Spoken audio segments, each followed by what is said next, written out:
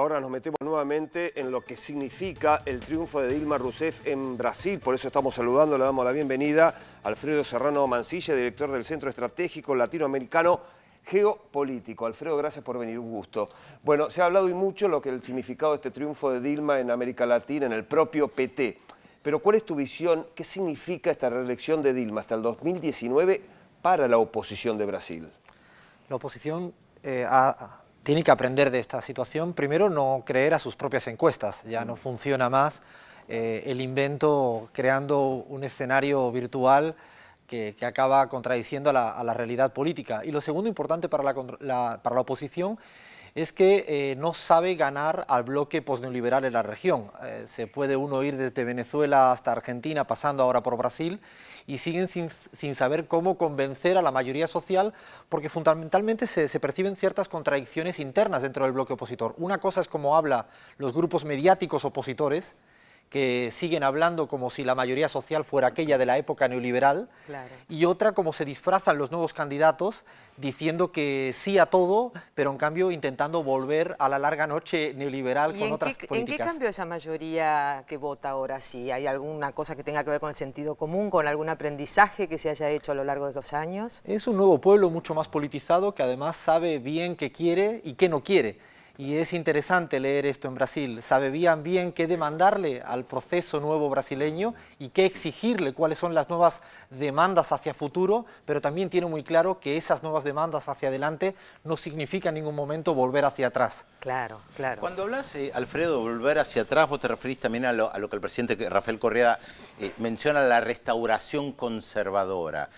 Sin embargo, esto no parece concretarse porque los sectores de derecha, de centro derecha, no han ganado en Bolivia, no han ganado en Ecuador, no ganaron en Venezuela, ahora tampoco ganaron en Brasil. ¿Se puede hablar de una restauración conservadora? Yo creo que sería más correcto decir que hay un intento de restauración conservadora por parte de la derecha regional, pero al menos hasta el momento no hay restauración conservadora, no saben cómo verdaderamente vencer en las urnas y solo han podido derrocar a gobiernos progresistas a partir de golpes antidemocráticos, léase el caso en Paraguay o el mismo caso de Honduras. Por lo tanto, hablar de restauración conservadora yo creo que todavía es darle demasiada ventaja a la oposición, es mucho más concreto y preciso. Hablar de intentos de restaurar conservadoramente en la región, sin embargo, cuando uno observa cómo la oposición intenta disputar en las urnas, sigue siendo muy difícil para ellos jugar en una cancha contraria, en una cancha con un lenguaje de un nuevo sentido común de época, distinto posneoliberal,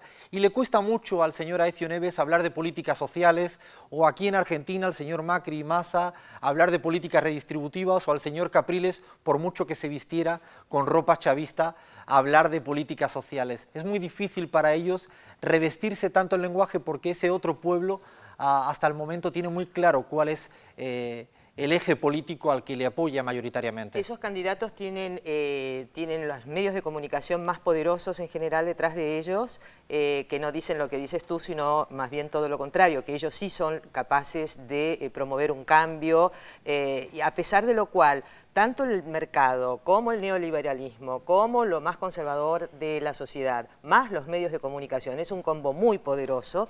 Sin embargo, no logran hacer pie. El problema es que los medios se creen que siguen hablando a una población de los 80 y los 90 y no cambian el lenguaje.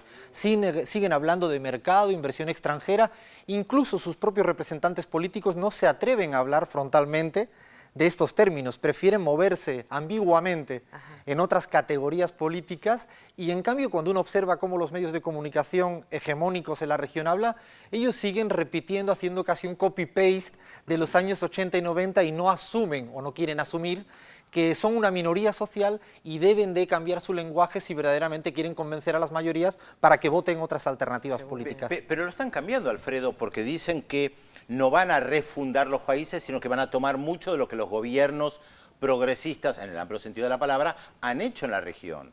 Claro, yo diferenciaría entre el lenguaje de estos nuevos líderes políticos, desde Lacalle en Uruguay, desde Rodas en Ecuador, Capriles en Venezuela y la propuesta incluso de Neves, que sí es cierto que intentan disputar el sentido común nuevo, y otra cosa es cuando uno escucha o lee los editorialistas que siguen todavía anclados en un lenguaje muy obsoleto, y creo que le cuesta, son menos flexibles, son menos rápidos a la hora de transformar su discurso, su narrativa, y siguen diciendo todo está mal. Y es muy difícil hacer creer que todo está mal cuando la mayoría de la población en Brasil ha mejorado sus condiciones de vida, y a pesar de que la tasa de crecimiento no sea la de años anteriores, la tasa de desempleo está muy por debajo de lo que heredó el PT. Esto también es importante, romper el mito de que solo se ganan elecciones porque hay una bonanza económica mundial. Claro. En el caso de Brasil, en el caso de Bolivia, en un momento de recesión económica mundial, siguen revalidando sus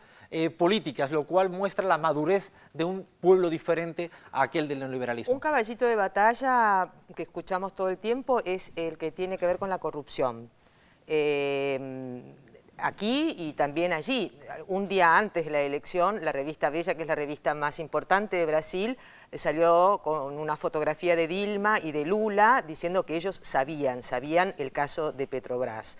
Sin embargo, tampoco ese discurso pareciera estar muy enclavado. Yo creo que hay un cierto nerviosismo y por eso están buscando qué tipo de conceptos como la inseguridad ciudadana, el tema de la corrupción, pueden utilizar para convencer a las mayorías sociales en América Latina, pero los resultados hasta ahora le siguen dando reveses en las urnas, lo cual no cala porque es mucho más importante que la mayoría social mejore sus condiciones de vida en términos de educación, salud, transporte, vivienda, salario y empleo, y es muy difícil poner en una misma balanza un discurso de corrupción que puede haber y marginalmente puede tocar en algún momento del Estado, enfrente teniendo una transformación social de tal magnitud.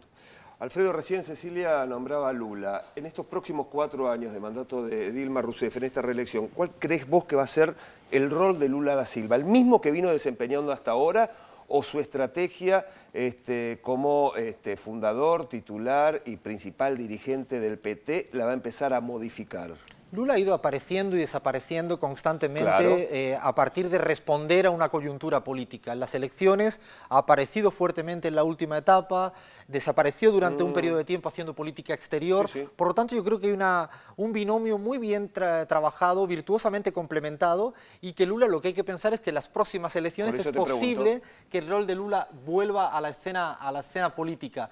Pero, sin embargo, y uno observaba ayer el discurso, como Lula seguía manteniendo esa sutileza política de estar en un segundo plano, dejando todo el protagonismo a Dilma Rousseff, y esto es una gran inteligencia en términos tácticos, claro, para poder seguir llevando a cabo un proceso de esta magnitud en Brasil. Seguro. Bueno, Alfredo, muchísimas gracias por haber participado en nuestro noticiero, por tu tiempo, y antes de ir a la pausa, quiero contarles que en el día de mañana el Centro Cultural Caras y Caretas le va a entregar el premio Democracia a Visión 7 Internacional, así que Pedro Brigger, felicitaciones por la parte que te toca, es un premio además que vota la gente, así que felicitaciones para nuestros compañeros, todos ellos, y ahora sí hacemos la pausa.